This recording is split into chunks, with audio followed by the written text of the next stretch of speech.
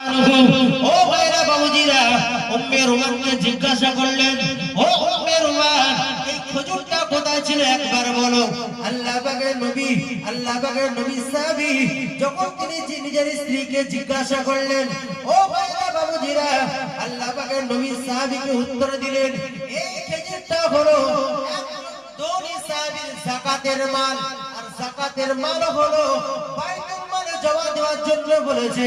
আর বাইতুল ফান্ডে যে মালটা সংগ্রহ করা হয়, বাইতুল ফান্ডে যে মালটা জমাকৃত করা হয়, ওই মালটা তো ধনী ব্যক্তিদের জন্য বৈধ নয়। ওই মালগুলি তো হলো এতিম দুস্থ গরীবদের জন্য। কাদের জন্য? এতিম দুস্থ গরীবদের জন্য। আল্লাহ পাকের নবী বিশ্ব নবী আমার বললেন, ও আমার স্ত্রী, আমি আল্লাহ পাকের নবী সাহাবী জানিয়ে দিলাম, ওই খেজুরটা কেন তুমি আমাকে খেতে দিয়েছো? আল্লাহর নবী সাহাবী আবু বকর বললেন, ওই খেজুরটা তো আমার জন্য খাওয়া হারাম, যদিও ওটা বাইতুল ফান্ডে জমাকৃত একটা অর্থ। আল্লাহ পাকের নবী সাহাবী হযরত আবু বকর সিদ্দিক রাদিয়াল্লাহু তাআলা আনহু পরামর্শ নেওয়া শুরু করলেন। আল্লাহর নবী আবু বকর সিদ্দিক রাদিয়াল্লাহু তাআলা আনহু বিভিন্ন সাহাবীদের পরামর্শ নেওয়া শুরু করে দিলেন। পরামর্শ নেওয়ার সাথে সাথে সাহাবীরা পরামর্শ দিলেন, ও মুসলিম জাহানের খলিফা, আমিরুল মুমিনিন, খলিফাতুল মুসলিমিন, আপনি এতে অনেক দুস্থ গরীবদের মাল তুমি খেয়ে ফেলেছো। আপনি খেয়ে ফেলেছেন, অনেকের মাল খেয়ে ফেলার কারণে একটু বেশি পরিমাণে পানি পান করুন। আর বেশি পরিমাণে পানি পান করার পরেতে আপনার গালের ভিতরে আঙ্গুলি প্রবেশ করিয়ে আপনার দেহের ভিতর থেকে বমি করে খেজুর গুলি বার করে দিন।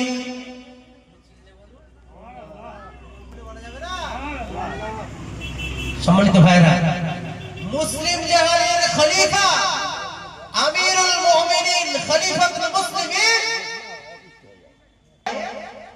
সাহাবীদের পরামর্শ অনুযায়ী পানি পান করে সবটা বার করে দিচ্ছেন, যাতে করে নিজের ভিতরে বিন্দু পরিমাণ হারাম মাল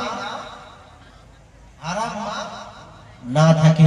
আমার ভাইরা, আমি বলতে চাইছি, আমাদের দেশের, আমাদের গায়ের, আমাদের গ্রামের, আমাদের বস্তির, আমরা চতুর্দিকে যেভাবে দেখছি, যদি সাহাবীদের ভিতরে, আমাদের সাহাবীদের মতো যদি আমাদের ভিতরে খৌফ ইলাহি, তাকওয়া যদি আমরাও জন্ম দিতে পারি, আমাদের ভিতরে যদি খৌফ ইলাহি স্থান পায়, আমাদের দ্বারা হারাম মাল ভক্ষণ করা কি সহজ হবে না কঠিন হবে? কঠিন হবে না? আমাদের ভিতরে খৌফ ইলাহি এখন আমরা জন্ম দিতে পারি।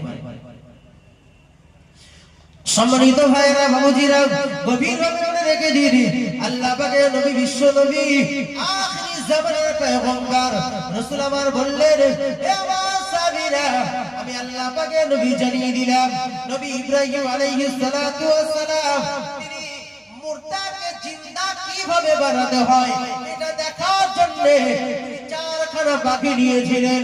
তাফসীরকারগণ এর ব্যাখ্যায় বলেছেন, এক নম্বরে শগুন, দুই নম্বরে ছিল পায়রা, আর তিন নম্বরে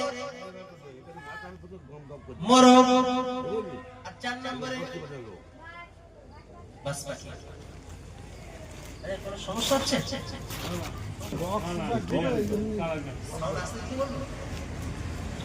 এই বক্সে একটা বাজি বার করে দিলে ভালো হয়। ও আচ্ছা আচ্ছা আচ্ছা। আমি শুরুতে বলেছিলাম, আল্লাহ আমাদের হায়াত মউত দান করেছেন কিসের জন্য? আমাদের ভিতরে সব থেকে কে বেশি পরিমাণে সৎ কর্ম করতে পারে, ভালো আমল করতে পারে, এর জন্য মহান আল্লাহ আমাদেরকে পরীক্ষা করার জন্য হায়াত আর মউত করেছেন, দান করেছেন। আমাদের যে মরতে হবে, কোন সন্দেহ আছে? না, কোন সন্দেহ নাই।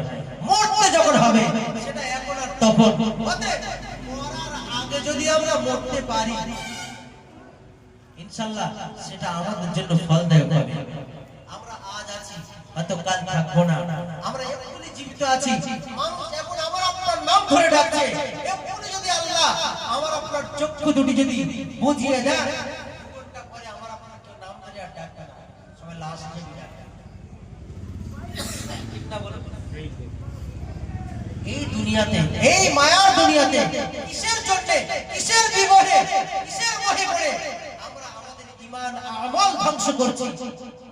আমাদের একটু ফিরে আসা দরকার আছে না নাই? কথা বলেন। আছে। কোরআন শরীফের ভিতরে মহান আল্লাহ জানিয়ে দিয়ে বললেন, ইদা জাআ আজালুহুম লা ইস্তাখিরুনা সাআতান ওয়া লা ইস্তাকদিমুন। মহান আল্লাহ পাক রব্বুল আলামিন পরিষ্কার ভাবে জানিয়ে দিয়ে বললেন, হে দুনিয়ার ঈমানদার, আমি আল্লাহ পাক রব্বুল আলামিন জানিয়ে দিয়ে বললাম, যখন তোমাদের কাছে মৃত্যুর ডাক যখন তোমাদের কাছে এসে যাবে, নির্দিষ্ট টাইম যখন এসে যাবে, তোমরা শ্বাস নিয়েছো, শ্বাস নেওয়ার সঙ্গে সঙ্গেই তোমাদের প্রশ্বাস ছাড়ার মতো তোমাদের সুযোগ আর দেওয়া হবে না। নির্দিষ্ট সময় এসে গেলে মৃত্যু আমাদের হবে, কোনো সন্দেহ নাই, কোনো সন্দেহ নাই। সম্মানিত ভাই, আমি আপনাদের কাছে একটু বলতে চাইছি যে আমরা দুনিয়াতে এসেছি, আল্লাহ আমাদের হায়াত দিয়েছেন, জীবন দিয়েছেন, আল্লাহ আমাদের মওত দিয়েছেন, মৃত্যু দিয়েছেন, শুধুমাত্র আমাদেরকে পরীক্ষা করার জন্য। কে কতটা বেশি পরিমাণে ভালো আমল করতে পারে, কে কতটা পরিমাণে সৎ কর্ম করতে পারে, সেই দিকে একটু মনোনিবেশ হওয়া দরকার আছে না? আছে তো? ইনশাআল্লাহ আল্লাহ যেন আমাদেরকে কবুল করেন। দরুদ শরীফ, আল্লাহুম্মা সাল্লি আলা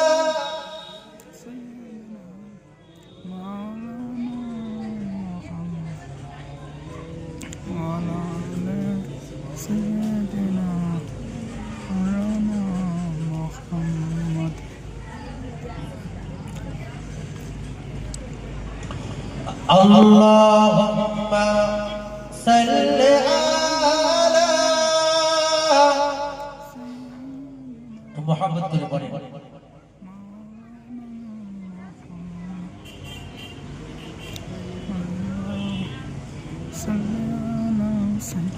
وعلى آل سيدنا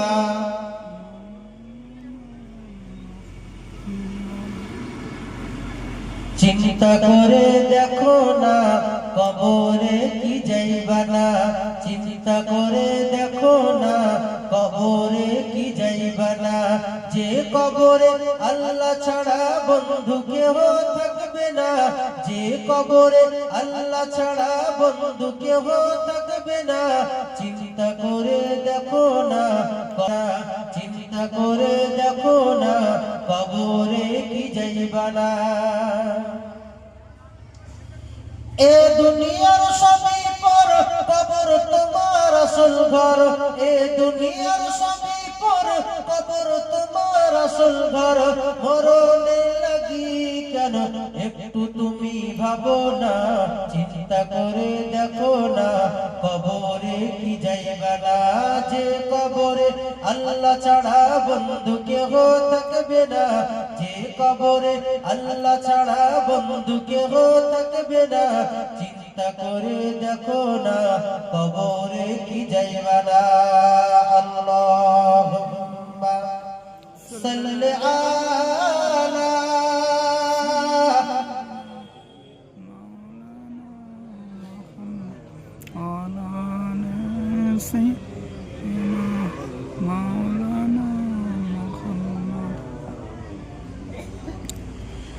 আজান কানে শুনিয়া কোথায় যাও গো ভাগিয়া, আজান কানে শুনিয়া কোথায় যাও গো ভাগিয়া, মুয়াজ্জিনের আওয়াজ কেন একটু কানে ঢোকে না, চিন্তা করে দেখো না কবরে কি যাইবা না, যে কবরে আল্লাহ ছাড়া বন্ধু কেহ থাকবে না, যে কবরে আল্লাহ ছাড়া বন্ধু কেহ থাকবে না, চিন্তা চিন্তা করে দেখো না কবরে কি যাইবা না, যে কবরে আল্লাহ ছাড়া বন্ধু কেহ থাকবে না।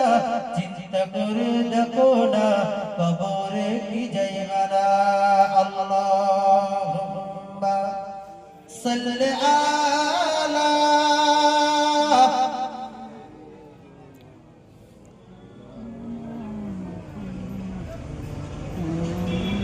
وعلى آله।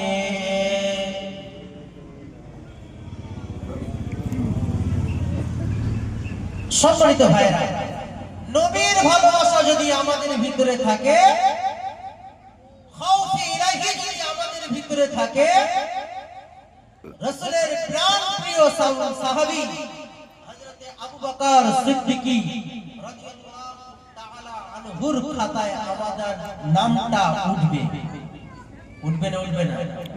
আর যদি রাসূলের ভালোবাসা আমাদের অন্তরে না থাকে, মৃত্যু ভয় যদি আমাদের অন্তরে না থাকে, আমাদের নাম তো আবু বকর সিদ্দিকী রাদিয়াল্লাহু তাআলা আনহুর খাতায় উঠবে না, আমাদের নামটা উঠবে তো আবু জাহেলের খাতায়। ঠিক ঠিক না বেটা? ঠিক। আল্লাহর নবী সাহাবীদেরকে নিয়ে বসে আছেন, সাহাবীদেরকে নিয়ে রাসূল পাক সাল্লাল্লাহু আলাইহি ওয়াসাল্লাম ঠিক ওই মজলিসে একদিন ওই সাইড দিয়ে যাচ্ছিলেন। আবু বকর দেখে আল্লাহর রাসূলকে বললেন, ইয়া রাসূলুল্লাহ, আমি সাক্ষ্য দিচ্ছি এই পৃথিবীর জমিনে উৎকৃষ্ট এবং নির্ভেজাল কোন ব্যক্তি যদি কেউ থাকে, আমার নজরে সেটা হলেন আপনি। চিল্লে বলুন, মন খুলে বলুন। অপর একদিনে আবু জেহেল ঠিক ওই রকম একটা মজলিসের পাশ দিয়ে যাচ্ছিলেন। আবু জেহেল বিশ্বনবী সাল্লাল্লাহু আলাইহি ওয়াসাল্লামকে ডেকে বলছেন, ভাতিজা মুহাম্মদ, আমার নজরে আমি তোমাকে দেখছি, তোমার মতো কালো কুশ্রীত কদাকার ব্যক্তি আর এত নিকৃষ্ট ব্যক্তি পৃথিবীর জমিনে আর কেউ নেই। নাউযুবিল্লাহ। আবু বকর সিদ্দিক রাদিয়াল্লাহু আনহু যেদিন তিনি এটা বলেছিলেন, আল্লাহর নবী বললেন, আবু বকর তুমি ঠিক বলেছো। আবার আবু জাহেলের কথাটা শুনে আল্লাহর নবী সাল্লাল্লাহু আলাইহি ওয়াসাল্লাম তিনিও বলেছিলেন, চাচা যান আপনিও ঠিক বলেছেন। কথাটা দুইজনের আলাদা, উত্তরটা এক, কথাটা ভিন্ন, উত্তরটা এক। আল্লাহর নবী সাহাবী বিশ্ব নবী সাহাবীরা রাসূলুল্লাহকে জিজ্ঞাসা করলেন, ইয়া রাসূলুল্লাহ, ইয়া হাবিবাল্লাহ, আবু বকর একটা কথা বলেছে আর আবু জাহেল আর একটা কথা বলেছে, উভয়ের কথা তো ভিন্ন, কিন্তু উত্তর কিন্তু আপনি একটাই কেন দিলেন? আবু বকর বলেছে, আবু বকরের নজরে, আবু বকরের মতো, আবু বকরের নজরে আপনার মতো পৃথিবীতে এত স্বচ্ছ ব্যক্তি আর কেউ নাই। এর উত্তরে, ইয়া রাসূলুল্লাহ, ইয়া হাবিবাল্লাহ, হুজুর আপনি ঠিক বলেছেন বলে উত্তর দিয়েছিলেন।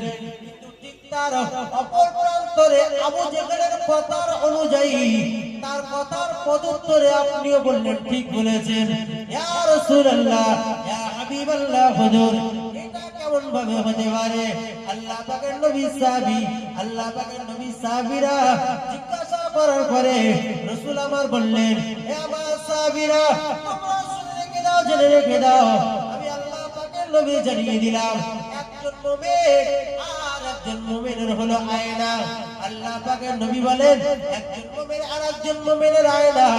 একজন মুমিন যদি আয়না হয় আর আয়নার সামনে যদি আরেকজন মুমিন দাঁড়িয়ে যায়, আয়নার সামনে কার চেহারাটা দেখবে? মুমিনের। বাড়িতে আমাদের শোকেস আছে, আলমারি আছে, সেই আয়নার সামনে যদি আপনি দাঁড়ান, আয়নার সামনে আপনি যদি দাঁড়ান, নিজেরই। নিজের ছবি তো? জি। কপালে যদি আপনার ফোঁড়া থাকে, মুখে যদি একটা ব্রণ থাকে, মুখে যদি একটা তিল থাকে, আয়নার সামনে যদি আপনি দাঁড়ান, তিল আর ব্রণ বা ফোঁড়ার কারণে আপনি কি আয়নাকে দোষারোপ করবেন না দোষটা নিজের? নিজে। কথা কথা কথা। নিজেরই তো। কেন বলেন কি? ফোঁড়া তো আমার নিজের, আয়নাকে দোষারোপ কেন করবো? এখন আয়নার সামনে যদি আপনি নিজে দাঁড়ান, কার ছবি দেখতে পাচ্ছেন? আল্লাহ পাকের বিশ্ব নবী সাহাবীদেরকে বললেন, হে আমার সাহাবীরা, মনে রেখে দাও, জেনে রেখে দাও, আমি আল্লাহ পাকের নবী জানিয়ে দিলাম, আমার আবু বকর এতটাই স্বচ্ছ, আমার আবু বকরের অন্তরটা এতটাই পরিষ্কার পরিচ্ছন্ন। হে আমার সাহাবীরা, আমি আল্লাহ পাকের নবী জানিয়ে দিলাম, আমি রাসূলুল্লাহ নামক আয়নার সামনে আমার আবু বকর যখন সে দাঁড়িয়েছিল, আমি রাসূলুল্লাহ আয়না নামক সামনে যখন আবু বকর দাঁড়িয়েছিল, আবু বকর সে তার নিজের চেহারাটাই দেখে বলেছে, ইয়া রাসূলুল্লাহ, ইয়া হাবিবাল্লাহ, পৃথিবীর জমিনে আপনার মতো নিষ্কলুষ মানুষ পৃথিবীতে আর একটাই নাই, আপনি একদম নির্ভেজাল ব্যক্তি। ও আমার সাহাবীরা, আমি আবু বকরের কথা শুনে বললাম, আবু বকর তুমি ঠিক বলেছো। হে আমার সাহাবীরা, সামনে আবু বকর যখন দাঁড়িয়েছিল, আবু বকর নিজের চেহারা দেখে নিজের কথায় আবু বকর বলেছিল। এই কারণে আমি আবু বকরের কথার পদুত্তরে বললাম, আবু বকর তুমি ঠিক বলেছো। চিল্লে বলুন সুবহানাল্লাহ। আমি রাসূল নামক আয়নার সামনে আবু জেহেল যখন দাঁড়িয়েছে, ওর চেহারা, আবু জেহেলের চেহারা কে দেখেছে? আবু জেহেল। আয়নার সামনে যদি আবু জেহেল দাঁড়ায়, কার চেহারা দেখা যাবে আয়নায়? আবু জেহেল। আবু জেহেল। তার নবী তো আয়না, তিনি স্বচ্ছ পরিষ্কার, বিন্দু পরিমাণ কোনো অপরাধ নাই, বিন্দু পরিমাণ কোনো পাপ নাই, নির্ভেজাল খাঁটি নিষ্কলুষ আয়নার সামনে যখন আবু জেহেল দাঁড়িয়েছে, আবু জেহেল কার চেহারা দেখতে পেয়েছে? আবু জেহেল। নিজের চেহারা তো। এই জন্য আল্লাহর নবী বললেন, হে চাচা, আপনি ঠিক বলেছেন। সুবহানাল্লাহ। সুবহানাল্লাহ। সম্মানিত ভাইরা, আমি বলতে চাইছি আপনাদের